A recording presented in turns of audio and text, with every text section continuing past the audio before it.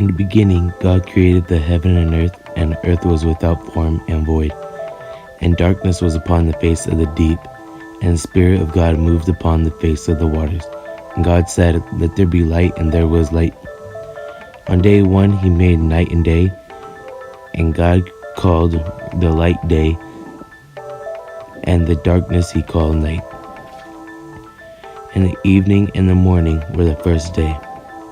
On day two, he created the sky and sea, and God said, "Let there be a firmament in the midst of the waters, and let it divide the waters from the waters." The third day, he created land and vegetation, and God said, "Let the earth bring forth grass, and herb yielding seed, and the fruit tree yielding fruit after his kind, whose seed is in itself upon the earth," and it was so. Day 4,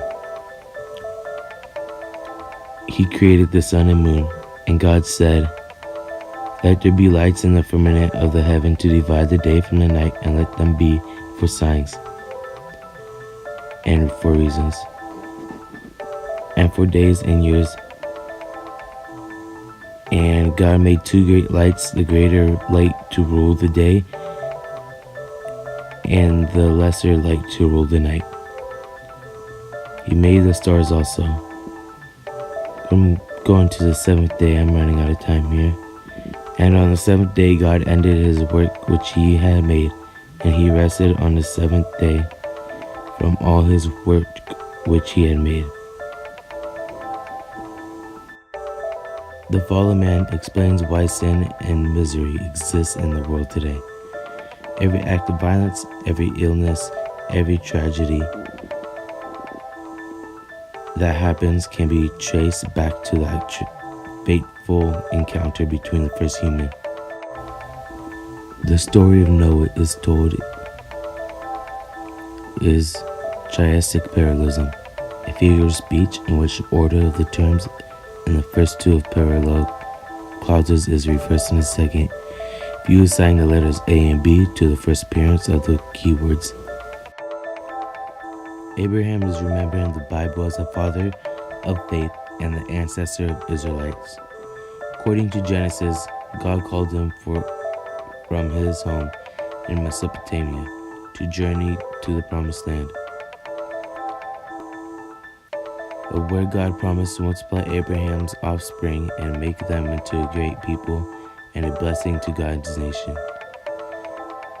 The three major monotheistic religions, Judaism, Christianity, and Islam, call Abraham their father. The importance of Abraham to these religions raises many questions, both theological and historical. The story of Moses. Moses grew to be a man. His people, the Israelites, were slaves in Egypt. He saw his people working too hard. Moses was sad for them. One day, Moses saw an Egyptian beating an Israelite. He was angry. He killed the Egyptian. The king of Egypt heard that Moses has killed the Egyptian. He said he would have Moses killed. Moses was afraid.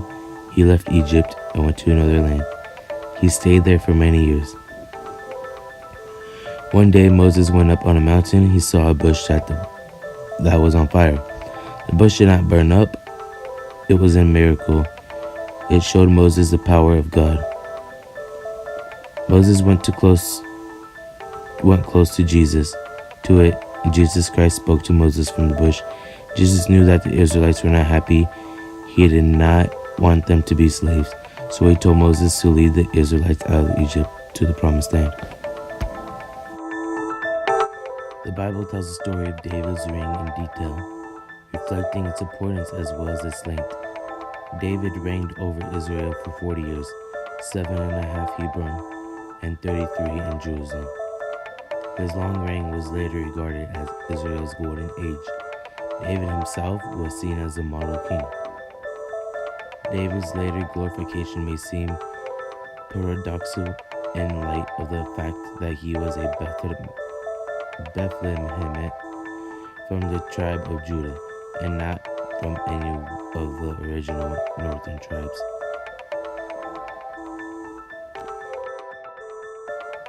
The term historical Jesus refers to attempts to reconstruct the life and teachings of Jesus by critical historical methods, in contrast to Christological definitions and other Christian accounts of Jesus. It also considers the historical and cultural context in which Jesus lived. Virtually all scholars of antiquity agree that Jesus existed, although they differ about the beliefs and teachings of Jesus, as well as the accuracy of biblical accounts. And the only two events subject to almost universal assent are that Jesus was baptized by John the Baptist